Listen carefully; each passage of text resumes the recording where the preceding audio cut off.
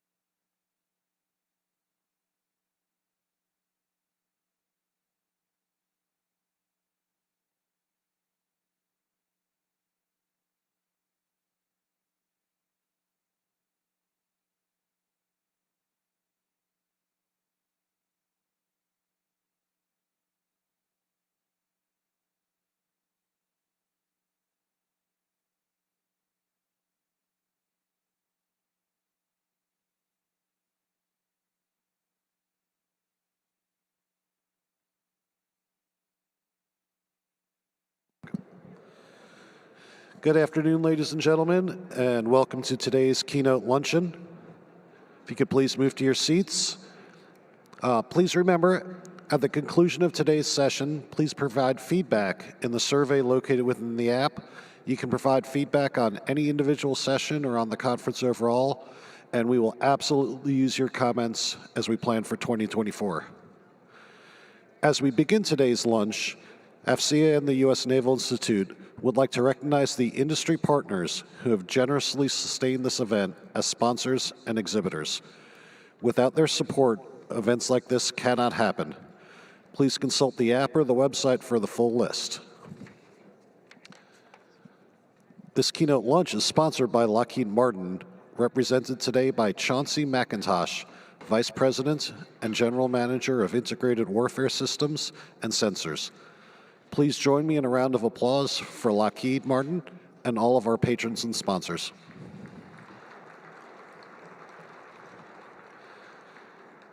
Now, please welcome to the stage Chaplain Keith Ellison, Deputy Command Chaplain, Naval Base San Diego, who will deliver today's invocation.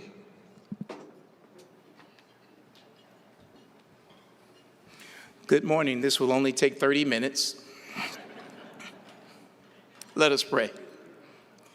God, we're grateful for being able to gather here another year. We're grateful for life and health and strength. We ask that you continue to guide us and bless all of the airmen, the soldiers, the Marines, the Coast Guardsmen, the sailors, all those who continue to fight and defend our shores and our national assets. Now bless this food that we are to receive for the proper nourishments of our bodies. We know that many in the world have food and no appetites, but most have appetites with no food. We thank you for both. Bless now this gathering. In your name we pray. Amen. I would now like to call to the stage Kelly Walsh, U.S. Navy retired, Director of Business Development and Outreach at the U.S. Naval Institute, to recognize a group of enlisted superior performers. Please refer to the app for the full list of award winners.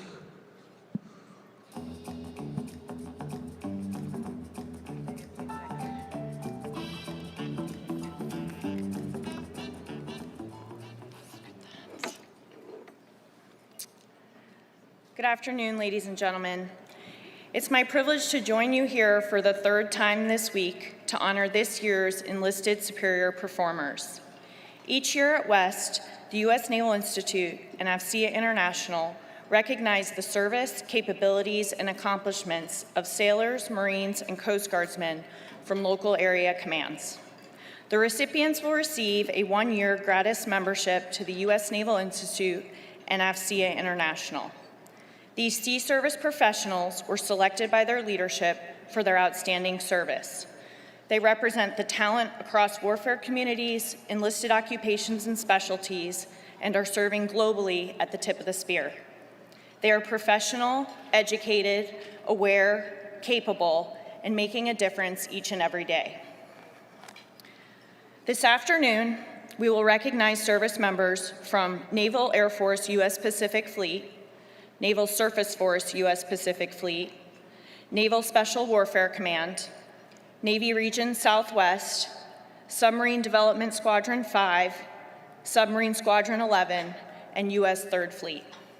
At this point, I'd like to invite each parent command representative to join me on stage to formally recognize these exceptional performers.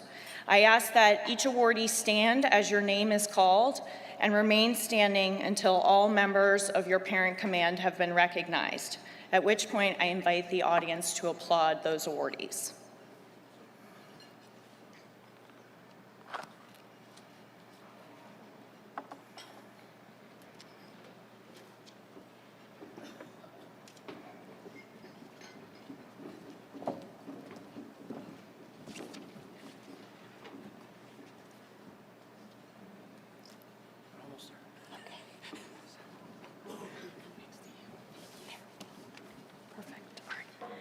Command Master Chief Janine Dickens will recognize awardees from Naval Air Force U.S. Pacific Fleet. Good afternoon, everyone. Congratulations to all the awardees across all communities, the best of the best. I'm Command Master Chief Janine Dickens from the Fleet Logistic Most High Mission Wing. And on behalf of Commander U.S. Air Force Pacific, I would like to recognize AZ-1 Arana from VRM 30, LS-2 Clyde from the USS Abraham Lincoln, AM-1 Geringer from HSM 71, AZ-1 Goins from ComNav Airpack, IT-1 Lubers from Com HSM Wingpack, YN-1 Randall from Com Navy Air Force Reserve, PR-1 Simeon from Com HSM Wingpack, YN-1 Ventura from HSM Wingpack, and AC-1 Young from the USS Abraham Lincoln. Please give them a round of applause.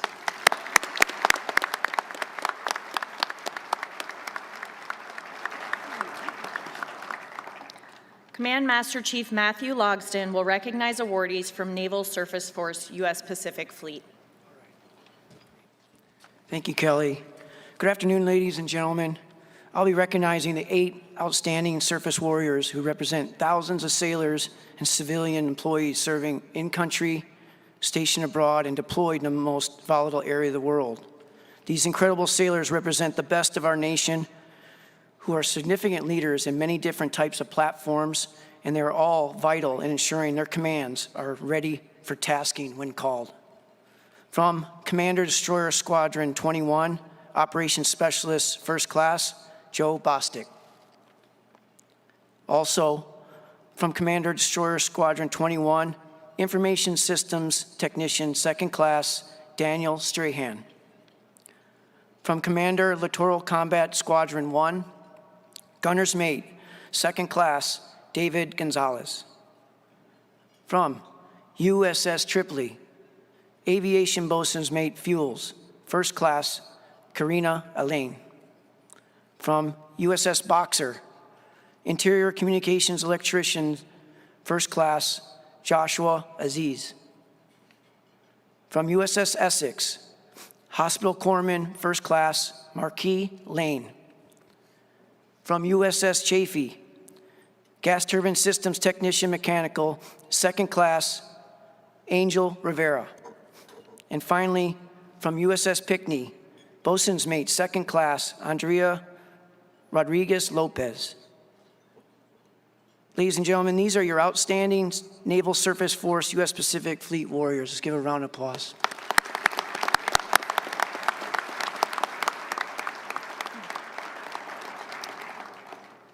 Deputy Force Master Chief Joaquin Martinez will recognize awardees from Naval Special Warfare Command. On behalf of Rear Admiral David's Naval Special Warfare Command, Deputy Force Master Chief Dittmar, I'd like to thank AFCEA Naval Institute for allowing us to recognize our awardees today. Today's awardees are representatives of our SEAL teams, SEAL Delivery Vehicle teams, Special Boat teams, Special Reconnaissance teams, and other logistics and training commands. They are all at the forefront of helping NSW's integrated deterrence efforts and maintaining our maritime domain awareness and dominance. HM2 Ashton Anthony, Naval Special Warfare Center. ND1 Nicholas Carson, Naval Special Warfare Development Group. CM1 William Crooks, Naval Special Warfare Group 1, Det Guam. IS-1 Brett Lynn, Naval Special Warfare Command. SO1 Matthew McLean, SEAL Team 8. IS-1 Charles Newton, Naval Special Warfare Mission Support Center. And lastly, SP2 Blake Shove, Special Boat Team 20. Please join me in giving a round of applause for our awardees.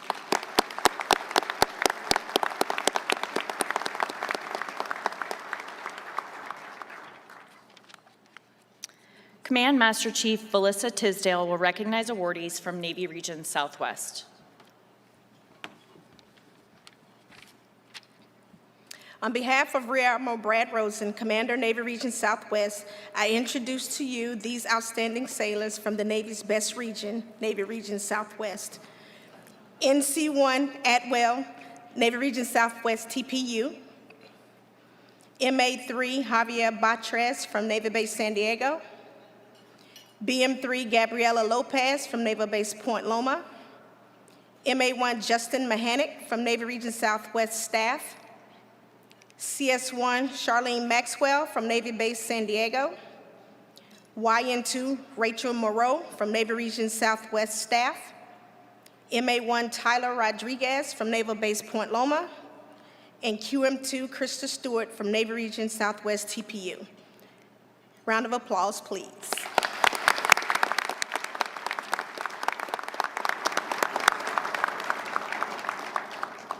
Master Chief Zachary Seedling will recognize awardees from Submarine Development Squadron 5 and Submarine Squadron 11.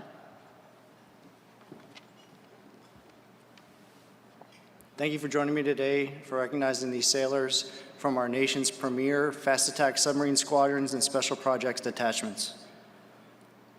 Please join me in thanking and representing EMN2 Jeremiel David, USS Alexandria. YNS2 Rodrion Griffith, Submarine Squadron 11. ETV-1 Amando Laura, Devron 5, Detachment Poseidon. MMN-1 Leonardo Brown, USS Alexandria. ETV-2 Zachary Lukenbach, USS Connecticut. LSS-2 Ryan Nagangi, Devron 5 staff. FT-2 Eric Nunez, USS Scranton. HM-1 Jose Pina, USS Scranton. YNS-2 Kevin Rosales, USS Seawolf. And lastly, but not least, MMA-1 Wagoner from Devron 5, Detachment Triton. Please join me in a round of applause.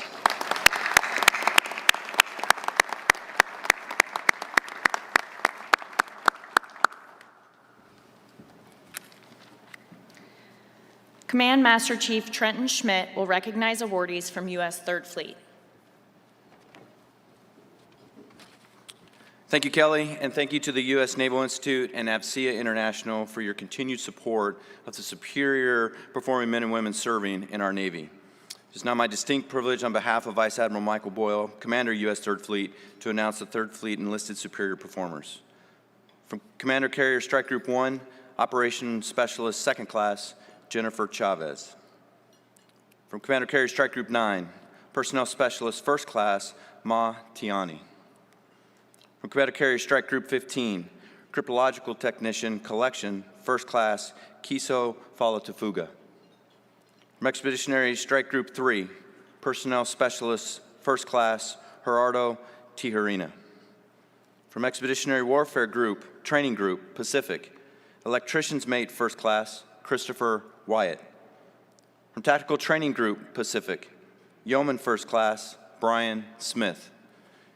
And from U.S. Third Fleet Staff, Information Systems Technician, First Class, Charles Haley. Please join me in a round of applause.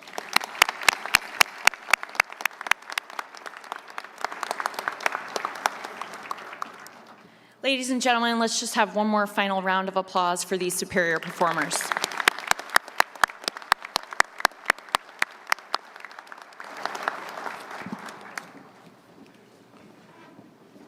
Please enjoy your meal. The program will resume shortly.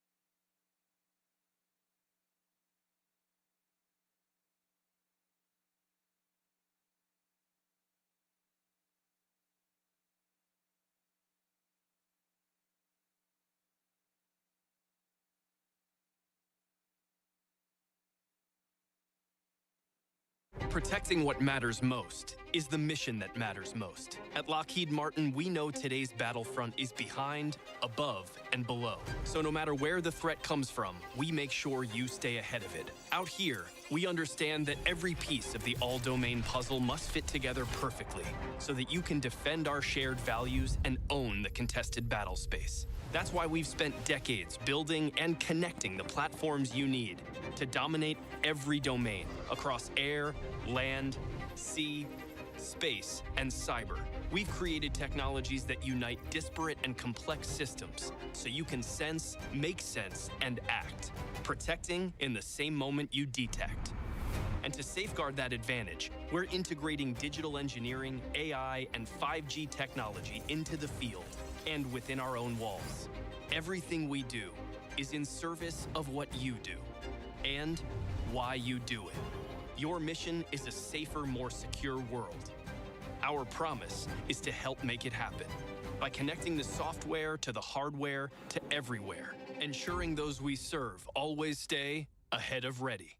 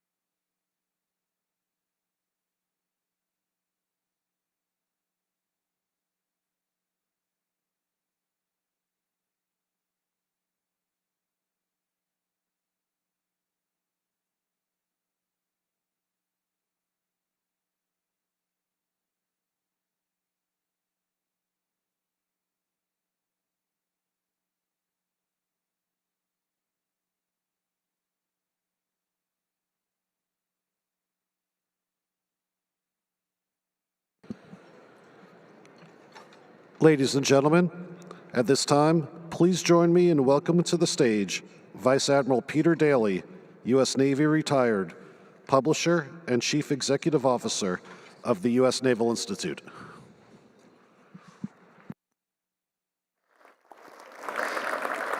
Thank you. Welcome to our Thursday keynote lunch. Hope everybody's enjoying lunch. Before we make our introduction of our keynote speaker, we thank Lockheed Martin for its sponsorship of this afternoon's keynote. And I ask Mr. Chauncey McIntosh to come up and join me on stage from Lockheed Martin, Vice President and General Manager of Integrated Warfare Systems and Sensors at Lockheed Martin, to say a few words. Over to you, Chauncey.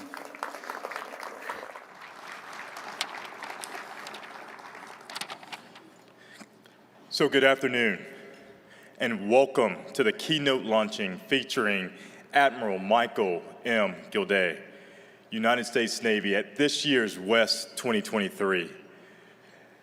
As the Admiral stated, I am Chauncey McIntosh, Vice President and General Manager of our Integrated Warfare Systems and Sensors business at Lockheed Martin, and a very proud sponsor of this year's West. We first want to thank ASEA International, as well as the U.S. Naval Institute, for hosting this year's event. I am so honored to be here and personally to engage with our sailors, our Marines, our Coast Guardmen, and to understand what challenges they face and what they're up against in today's environment. Forums like these are so integral to nurturing our relationships, gaining valuable feedback on how our systems and our capabilities and the support teams how are they performing to assist the frontline operators and to help you meet and outpace today's threats. We are proactively looking at ways to help bring speed to our capabilities. We hear the call loud and clear to deliver faster capability without sacrificing quality. Recently, we had the honor of hosting Admiral Gilday at our facility in Morristown, New Jersey. Sir, what I'll say is that your interests in our work showed our team how important what they're doing and their contributions to not only the United States Navy, but our great country. And our employees take great pride in supporting not only the Navy, the Marine Corps, and our Coast Guard in their mission. We are committed to developing innovative technologies to support the future of missile defense, radar, and combat systems integration to keep the Navy ahead of ready. So Admiral, I'll say thank you. Your visit clearly energized our team. And with that, I'll turn it back to Admiral Daly. Thank you so much. Appreciate it. Excellent. Okay, now it's my honor to introduce our keynote speaker, 1985 U.S. Naval Academy grad. Admiral Gilday is a career surface warfare officer, served in cruisers and destroyers.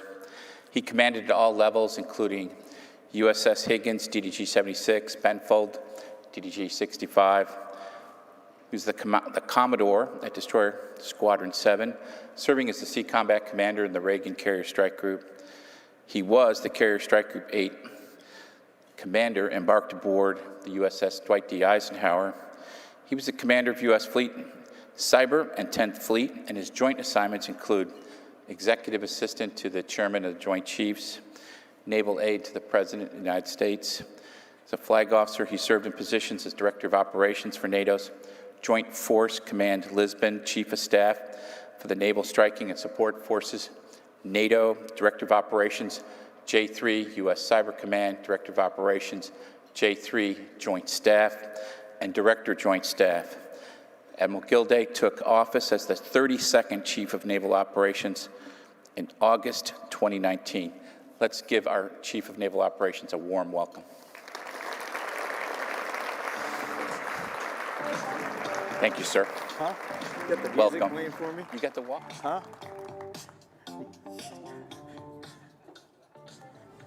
Glad you guys found my music. Admiral Daly, General Lawrence, thank you very much for hosting, and for the hundreds of invisible hands that work for both of you that have made this happen. A round of applause for them, please.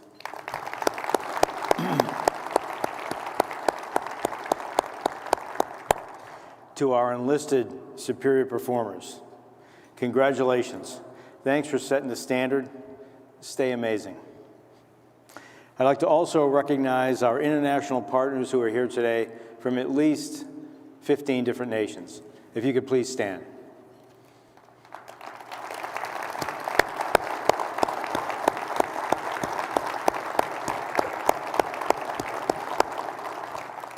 And finally, if we have our NRJOTC cadets here with us at the luncheon, would they please stand?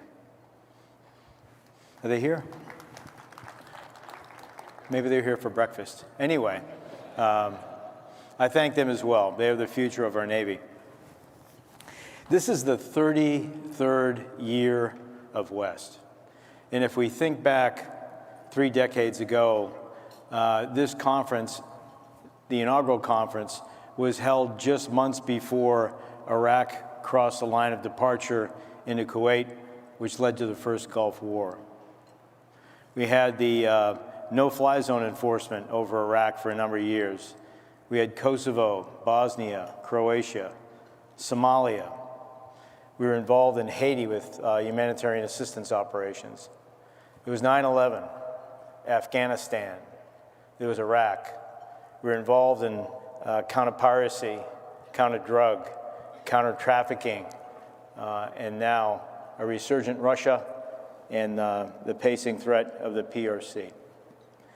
And so the past 30 years, for most of that time frame, has been a distinct post-Cold War period.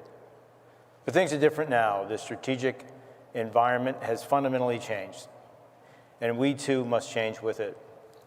So what I thought I'd do today for a few minutes before engaging in discussion with you all is to speak a little bit about the theme of this conference, which has been readiness, modernization, and capacity. And it really has been focused on the future. But what I'd like to try and do is draw a thread that carries through the next 30 years in terms of where we are and where we think we're going. If there's any silver lining to the pacing threat that is the PRC, it's always good to have somebody breathing down your neck. It puts pressure on you, right? It gives you focus, real focus. It keeps you sighted on the things that we need to invest in. First and foremost, our people. But it really does focus it in a serious kind of way. And I think that message was loud and clear through each of the forums, each of the panels that we've had over the past few days. The new strategic environment, as the title of the slide behind me indicates, is not just about adaptation, because that past 30 years that I described, we adapted, and some of that turned out well, and some of that did not turn out well as a joint force. But now we have to leverage adaptation in the near term to affect change. For a very capital-intensive service like the Navy, revolutionary change is really hard. And we've learned sometimes the hard way, when we move too fast, we make big mistakes. And so our path really has been more evolutionary. It's been more deliberate, but it has been focused. When I think about the navigation plan that kind of guides our way in terms of what we need to be sighted on, what we need to invest our money in to provide our sailors with the best capabilities possible, we talk about 6 trends. I'll call them 6 trends or 6 attributes. And I was struck a number of years ago by reading an article in Proceedings by a naval officer named Trip Barber, who for years was involved in assessments in the Navy staff. And he was really legendary in terms of the way that he could take a very analytical look at what we were making our investments in. And Tripp talked about a number of themes that should drive where we take our Navy. And I essentially, I didn't adopt everything that Tripp talked about, but it did inform some of the conclusions that I drew in my mind. and that the investments that we make, not just to deliver a hybrid fleet in the early 2040s, but in order to adapt today to a pacing threat that is evolving very quickly, those attributes are distance, and so that means long-range fires. It's deception, it's concealment, it's stealth, it's maneuverability. That's very, very important. It's defense and thinking about ways to defend our fleet that we haven't before, leveraging technologies like high-powered microwave or directed energy. It's about distribution. It's about coming at an adversary not by massing forces, but by spreading those forces out, not just in the physical domain, but in all domains from seabed to space, in the virtual and in the physical. It's about delivery. That's contested logistics. In order to fight with a distributed force, that distributed force has to be resupplied. It has to be repaired. It has to be sustained. And so we're thinking differently about how we do that, not just with a hybrid fleet of manned and unmanned, but how we do that today. And the last attribute that I would mention would be decision advantage. So you can have all that stuff, but at the end of the day, you have to be able to decide and to act faster than your opponent. And so in projects that we have today, like Project Overmatch, which is the Navy's contribution to JADC2, we're focused on that.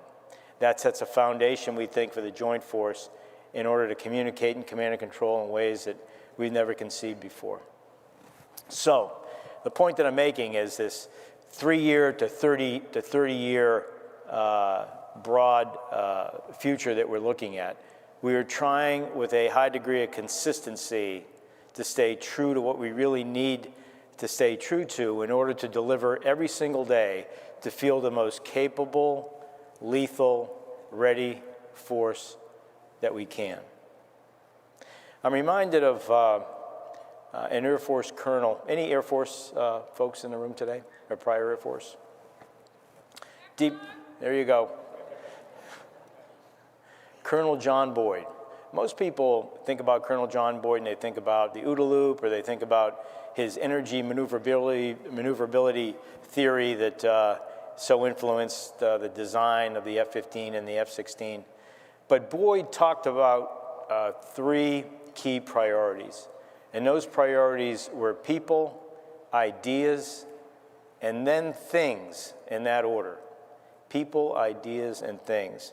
And so I just want to spend 5 or 10 minutes kind of drawing that thread out in terms of what we're doing as a Navy, taking a look at today and into the future, leveraging adaptation today to affect longer range change. In terms of people, we just recognized some phenomenal sailors, and I believe that people and not things are our primary competitive advantage in this competition with the PRC. The Secretary of the Navy spoke about it this morning when he talked about his budget priorities, and he talked about education, and he talked about how important that is because it's tied to you. It's tied to you.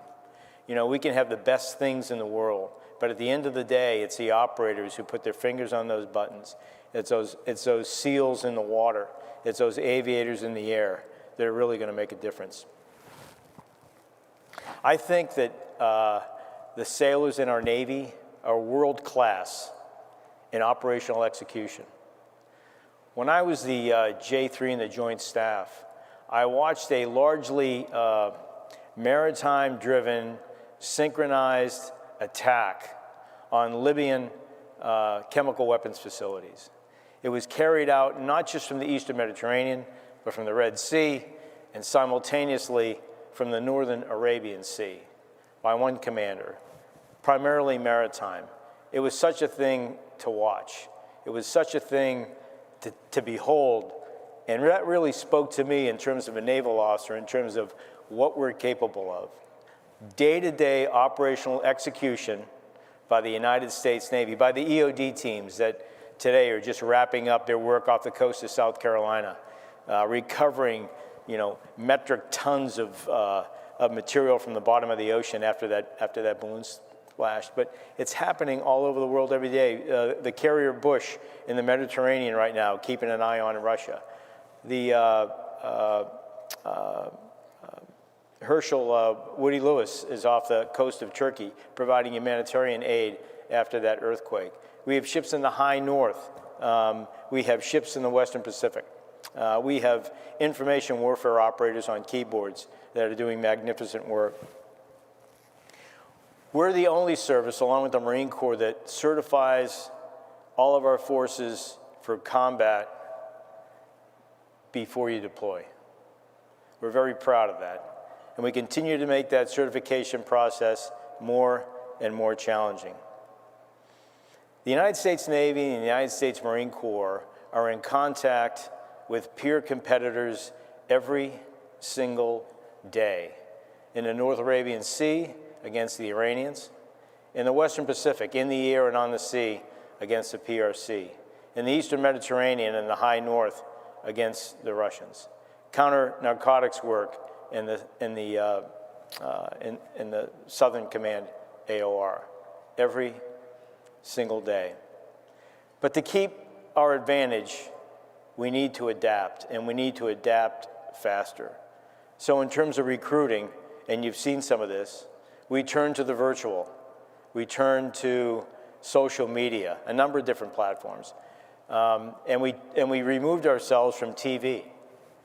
And then we found out that that adaptation created a gap. And that gap is that we weren't connecting to influencers, school administrators, parents. We were connecting on social media with the demographic that we wanted to recruit, but we weren't touching base with all of those people that influence those folks that we wanted to recruit. And so we adapted. We adapted in the media space, I think, and we also tried to adapt in the social media space. The idea of get real, get better is something that is more than just a bumper sticker. Get real, get better is an effort by all of us to be better at self-assessing and self-correcting so that we stay ahead of problems instead of lagging them. So that for all the good work that I just described that we're doing around the globe every day, that we don't stumble with fuel spills at Red Hill or a fire aboard a ship like the Bonhomme Richard or other accidents that we've had that were completely avoidable. So we're asking you to take a round turn on how you think about what you do every single day. And this gets back to really that people are our asymmetric advantage. In terms of how we assign people now and into the future, the detailing marketplace is a powerful tool. It gives all of you much more say in what you're going to do next, where you're going to serve, what you're going to do. And over time, from the apprenticeship to the journeyman to the supervisory level, it gives you more leverage, more autonomy, and helping forge your career in a very powerful way, along with your family, to make you more competitive, to ensure that your family is being looked after, whether it's geostability or time to have a child. But it gives you more say in terms of how we manage this precious talent that we have. And I think that that's adaptation that eventually will affect big change. In terms of ideas, the ideas are really driven, at least in the fleet right now, centered around distributed maritime operations. And so that was an idea that was born a number of years ago. This was after we made that big shift a couple of administrations ago we made a shift to the Pacific, to have a 60-40 mix of assets in the Pacific relative to the rest of the globe.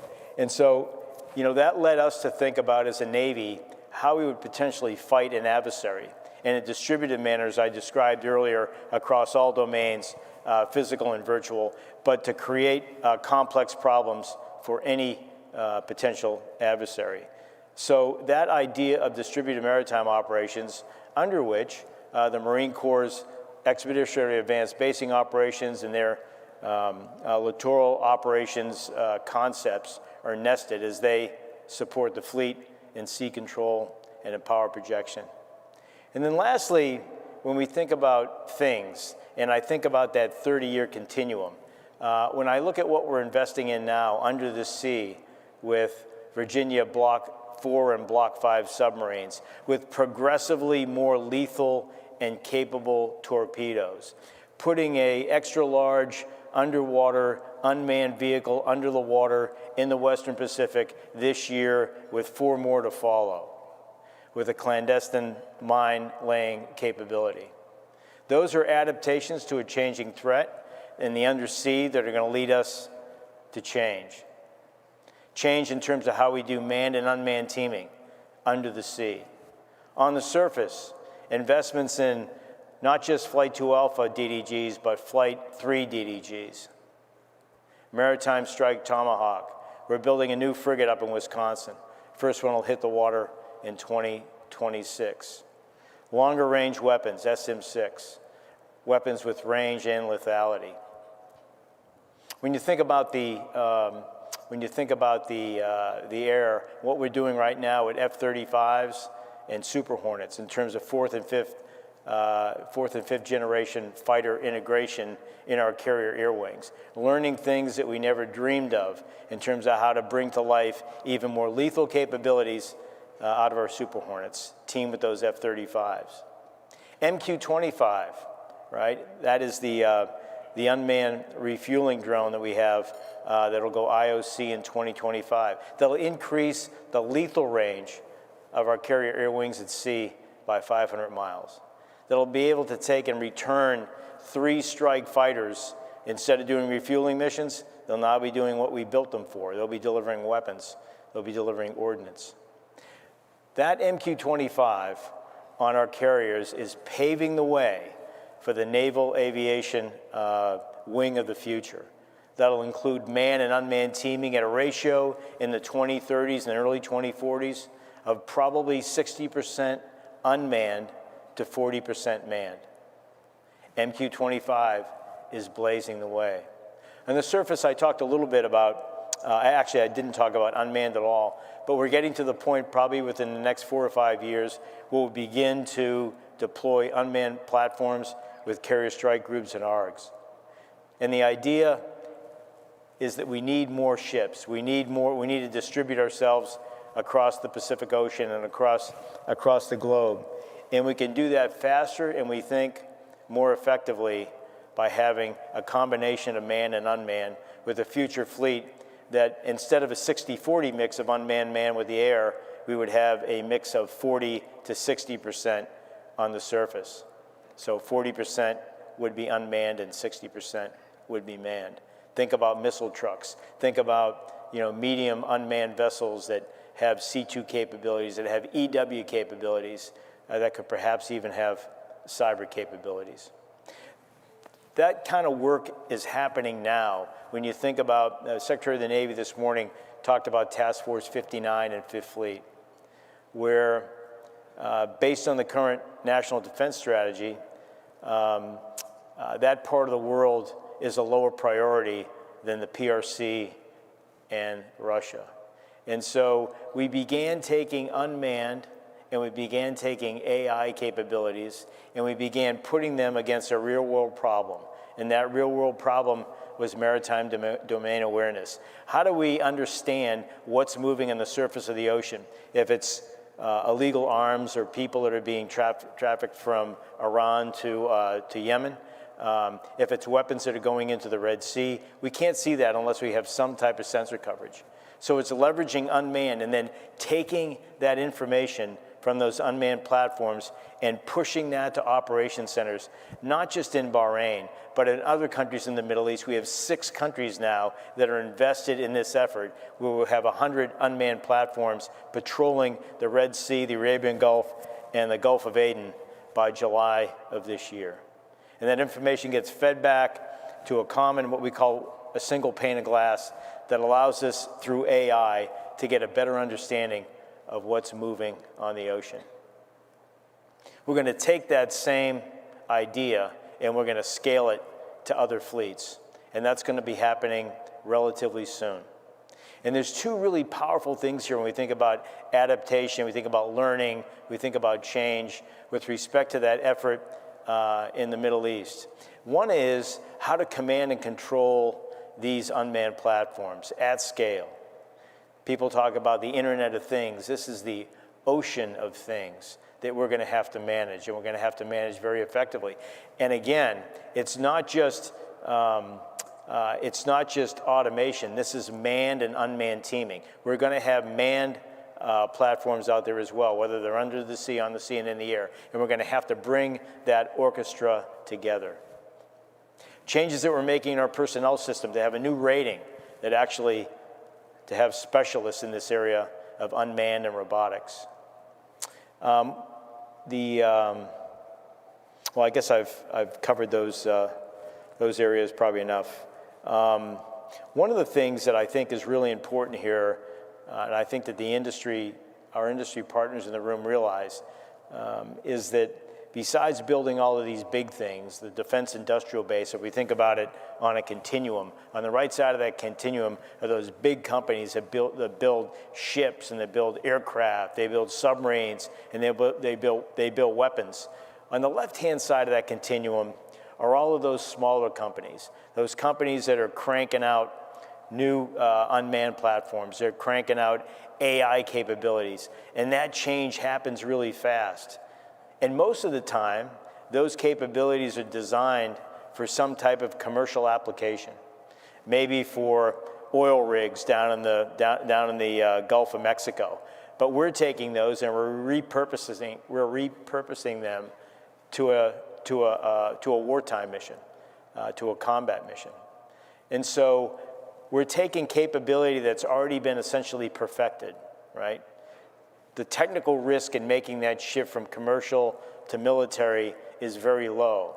And so there's the opportunity there to go from prototyping to low-rate production in a much shorter period of time. When we design and build a new ship, from the time we first put pencil to paper and then finally deliver a ship, it's over a decade, easily. With this type of technology, we can move much quicker than that. In the course of a year, we can have that capability. The stuff we've been doing in Fifth Fleet is testimony. In a year and a half, we've gone from nothing to 100 unmanned platforms. And so this iterative process that we have, the investments that we're making today, Secretary Del Toro talked about the enormous support that we have from the Congress right now. Our defense budget has risen significantly, but the investment in the United States Navy and the United States Marine Corps has come up significantly, and it needs to. For the last 20 years, the nation has been focused on ground wars in Iraq and Afghanistan. And during that time, strategic investments in the Navy, understandably, have taken a back seat. No more. No more. And so there is consensus on Capitol Hill that the Navy needs to be bigger, it needs to be stronger, it needs to be better networked, it needs to be more capable, it needs to be more lethal. So there are investments, they have been very, very supportive of our investment priorities, which has been first and foremost readiness, secondly, modernizing the fleet that we have, and last is capacity. Because many have heard me say this before, my view is that we can't have a Navy larger than one that we can sustain. If we do, if we're focused too much on numbers, on just the size of the fleet, we're going to pay for that with weapons out of magazines. We're going to pay for it with more gaps at sea. We're going to pay for it with less parts in supply storerooms. And so that focus on readiness is fundamentally important, I think. Why? It gets back to that friction point that the title of this, the theme of this conference gets at, right? It's that tug of war between current readiness and a future fleet, and where you're going to put your next dollar. We have to make investments in both, and that's why this path over a course of 3 decades in the underwater, in the undersea, on the sea, in the air, information warfare, why it's so important to have consistency across those 6, informed by those 6 Ds that I talked about, so that we don't take our eye off the ball. So, with that, hopefully I tied together things from some of the other speakers, and I'd be happy to take any of your questions.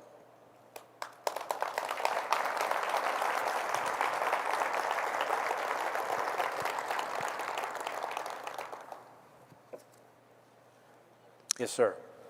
Admiral Paul Rosbolt from Systems Planning and Analysis. Good to see you after a number of decades. Good to see you.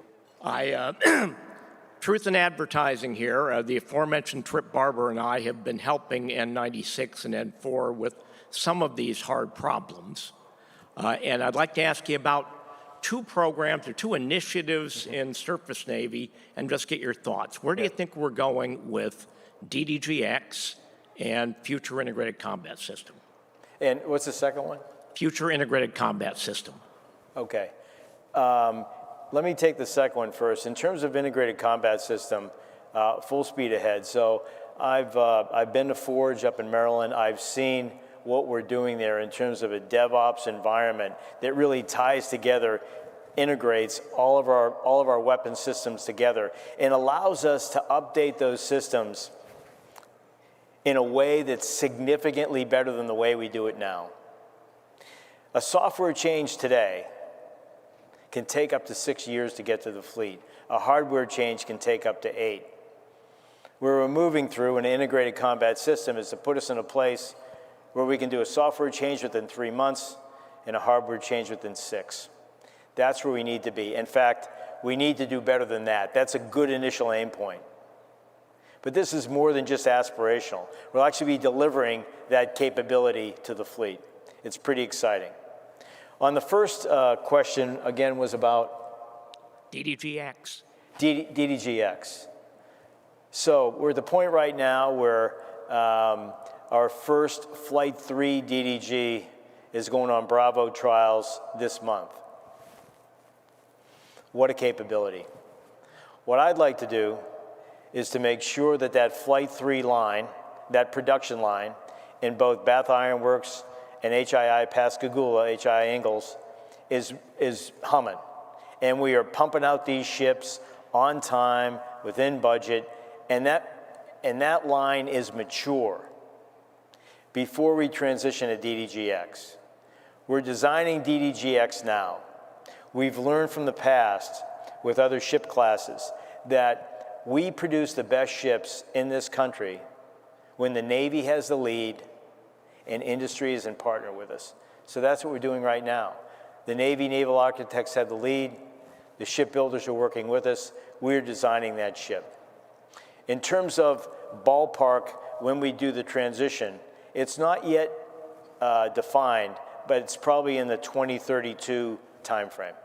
Again, Flight 3 is a great ship. Let's pump them out. Let's pump them out in numbers. Let's get to 3 a year before we run too fast. I talked a little bit earlier about, running too fast with scissors, and, we've learned from that. Let's be deliberate. Let's not have our eyes become bigger than our stomach and get too far ahead of ourselves. All right, thank you. You're welcome. Radio check. Good afternoon, sir.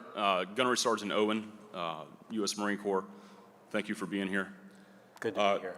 With regards to the Marine Corps and the EABO stand-in forces concept in the littorals, how do you see us tackling expeditionary logistics with the possibility of completely broken supply chains due to possible attacks similar to those seen in the Second Nagorno-Karabakh War? Yeah, so the Commandant talks about this, right? So LMS is a part of that, is a part of the answer to that. For those that haven't heard about LMS, LMS is the new concept for what was LAW, or the Light Amphibious Warship. And so the idea is to be able to move Marines around quickly in the archipelago, to put in a place where they can deliver effects very quickly, and then to move them again. It's going to be sporty. And I think the Commandant describes it like that. There is no perfect answer.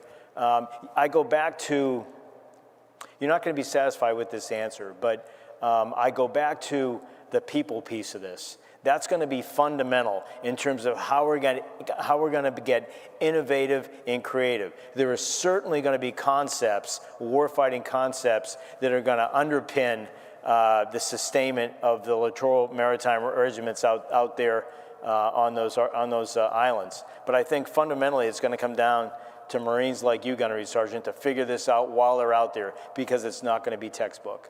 It's going to be ugly, it's going to be fast, and you're going to have to think better than the other guy. Thank you, sir. You're welcome. Admiral Bill Hamlet from the Naval Institute Proceedings. Sir. Some major themes that have been in proceedings and also here at West: speed to fleet, distributed lethality, partnership, commonality, interoperability, shipbuilding capacity. One idea that keeps coming up in some discussion groups with the Naval Institute is that that would seem to scratch some of those itches, at least, if not all of them, is for the Navy to take advantage of the hot production lines that the Coast Guard has running with National Security Cutter, Offshore Patrol Cutter, Fast Response Cutter. My question is, if the Marines can put Naval Strike Missile on a JLTV, would it make sense for the Navy to buy an upgun, put NSMs on some of those cutters that are already coming off the production lines for the Coast Guard? Yeah, I appreciate that question. I think the answer is right now is nothing's off the table. And so the recent NDAA gave the Commandant of the Marine Corps the lead in deciding amphibious requirements. And so I don't want to speak for him. We do have an awesome partnership, and that will continue. But he's the one that, in the end, decides requirements. Right now, I know that the Marine Corps, in collaboration with the Navy, is looking at a number of different platforms, and will be testing a number of different platforms. Your point about using an existing hull in order to accelerate, from the production line to the fleet is well taken. And I think that there's a lot of interest. I think that speed has to be a variable that factors in an important way as we determine which one of those hulls we're going to sink our money in. Good afternoon, sir. Captain Lau, Marine Corps. Given the multitude of new technologies coming out, it seems somewhat similar to when the battleship was replaced by the carrier as the core of the fleet. Do you see any of these new technologies threatening to replace our carriers as the core of the fleet? Not at this time. So there's a lot of things that we do. One of the D's I talked about was deception. One of the really important attributes of our carrier force, of our Navy and Marine Corps, is the fact that we're highly maneuverable. So if National Airport in Washington were an aircraft carrier, tomorrow at this time, it could be off the coast of Nova Scotia, or it could be off the coast of the Florida Keys, or if it could go west, it'd be west of the Missouri River, or west of the Mississippi River in Missouri. And so we're highly mobile. We also leverage some classified capabilities to help us better conceal where we're moving. But that is becoming increasingly more difficult, right? And distributed maritime operations really talks about how we pulse in and how we pulse out of the weapons engagement zone. Part of this, part of the ability to do that rests on counter C5 ISRT. And so, in other words, giving us the ability to poke the adversary in the eye to give us the time, particularly in the fog and friction early in a fight, to put ourselves in a position of advantage. Again, with weapons with longer range, right, more capable, with air wings that have longer range and more capability. Let me just mention something about ARGs real quick, because I don't think we've talked about them enough at this conference. But when you think about, we tend to talk about the PRC, and we tend to talk about things through the lens of an attack on Taiwan, because PRC is the pacing threat and Taiwan is the most difficult scenario under the pacing threat. But there's a lot of things that naval forces do across the spectrum of conflict that you can't ignore. So the far right is a hot war. But there's a lot of stuff, and you all know because you've been to sea, or most of you have been to sea, you all know the stuff we're doing day in and day out with allies and partners. You look at the investments in our big deck amphibs as an example, 53-kilo helicopters, MB-22s, F-35B, right? Weapons at range and speed, and a bunch of angry Marines. That's a pretty good option for a combatant commander out there in terms of how he wants to use the amphibious force left of that red-hot battle, right, in order to perhaps deter an adversary from doing something, in order to hold a SLOC open so we can continue to move commerce through a SLOC, let's say in the Middle East, like the Bab el-Mandeb of the Red Sea. So I think that there's great promise in the future of the ARG-MU in terms of what we're going to do. I think, again, we have to be really creative, and we have to continue to talk about all the different things that the United States Navy and the United States Marine Corps bring to bear. And we're an instrument of national policy that doesn't operate solely in the military lane. But historically, we've also operated in the diplomatic, and we've also operated in the economic, and have had great effect there. It's why, in fact, the economic is why we have a Navy, right, and a Marine Corps, so that the prosperity of this country can continue. Thanks for the question. Thank you, sir. Good afternoon, Admiral. Are we out of time? We know each other. It's only going to be very short. We had a great discussion last night, and I'd like to follow through with that in a positive way to end this conference. There's more? It's positive. All right. We spoke this morning to the Secretary of the Navy in regards to enlistees, applications, and so forth. And if those secretaries can all do their jobs, then you will have, and the other armed services will have enough enlistees to move forward. And I understand your concern and problem with manning ships. I also understand that you temporarily had to take and reduce your qualifications to man those ships. So I want to leave this on a positive note by saying that I believe that if the Navy and the other armed services go out into the hinterland of the United States, Arizona, New Mexico, Nevada, Kansas, Nebraska, Wyoming, Montana, and Idaho, and get out there and put a word out that there are plenty of youth in this country that will flock to the area of going into the armed services. But the secretaries are going to have to do something about those obstacles that now are there. So I want to leave that with a positive. Thank you. Yeah, let me address one thing that you mentioned in terms of qualifications. So one of the things that we've done in the Navy is we've taken a look at, so any service member that joins is they're going to take the Armed Forces Qualification Test. And that's a test that actually looks at your aptitude to serve in the military, right? And so on a scale of 0 or 1 to 100, you get a score. And typically, we have not been accepting candidates that have been in the 0 to 30 percentile, okay? We decided to open it up and take a look at them. Why? Because in order to be a sailor in the Navy, you still have to have an ASVAB score high enough in order to put you in a rating, right? And so even if you scored a 40 on the AFQT, but you didn't score well enough in the ASVAB, we couldn't take you in the Navy. So what we try to do here is open up that, to give us more candidates. The other thing that as somebody who didn't get into the college I wanted to go to the first time, primarily because of test scores. Tests don't measure somebody's passion, somebody's desire. You talked a little bit about this morning with the physical challenges that you had, and you plowed right through them. A test can't measure that. So having an understanding of somebody that really wants to join, and I'm telling you, we are considering waivers on a case-by-case basis in a number of areas, including medical. We're trying to take a much more personalized approach to every single candidate because we are competing against each other and competing against industry for that talent pool.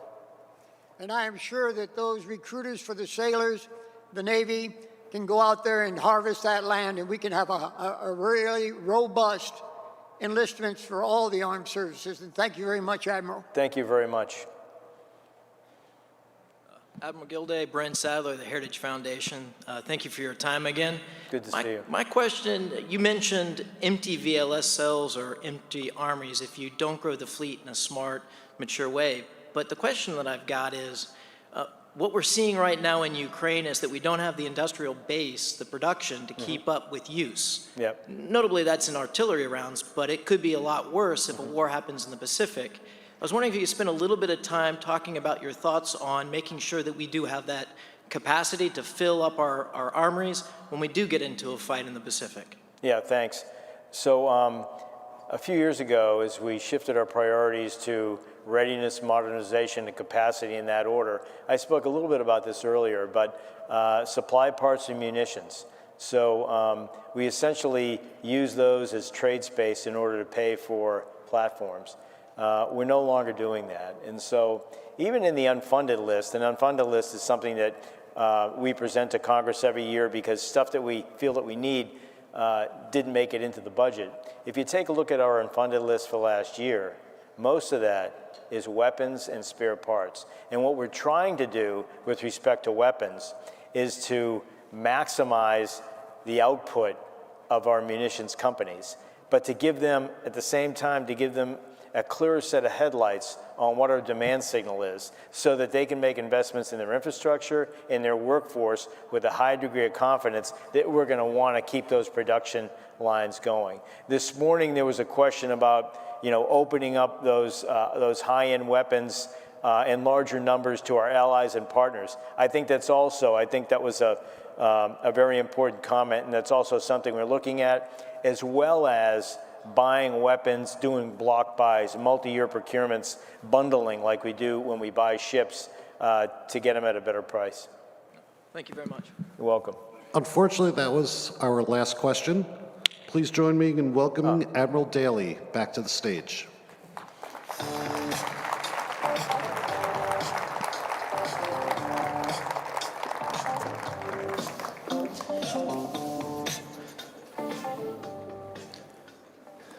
Okay, so that was great. We appreciate the way that you gave us not just an update on what the Navy's doing, but connected it to the last couple days, which have been very productive. And we know your time is precious.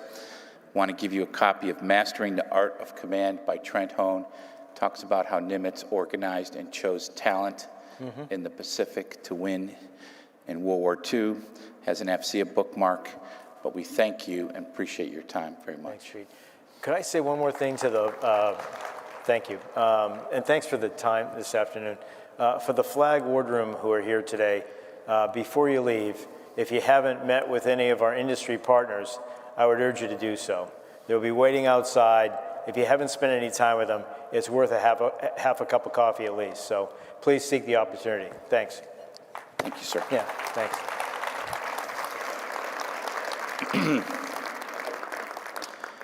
So, for those of you who have your phone out or your calendar, 13 to 15 February 2024, West 2024, be there.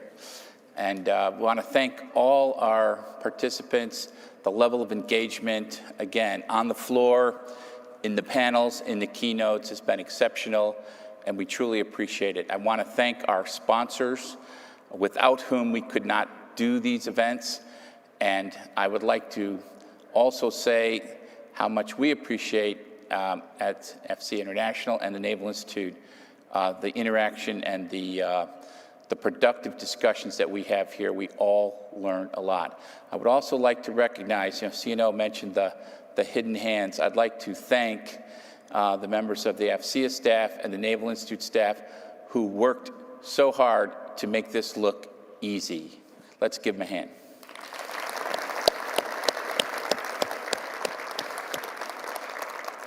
Thank you. This concludes the program. Enjoy.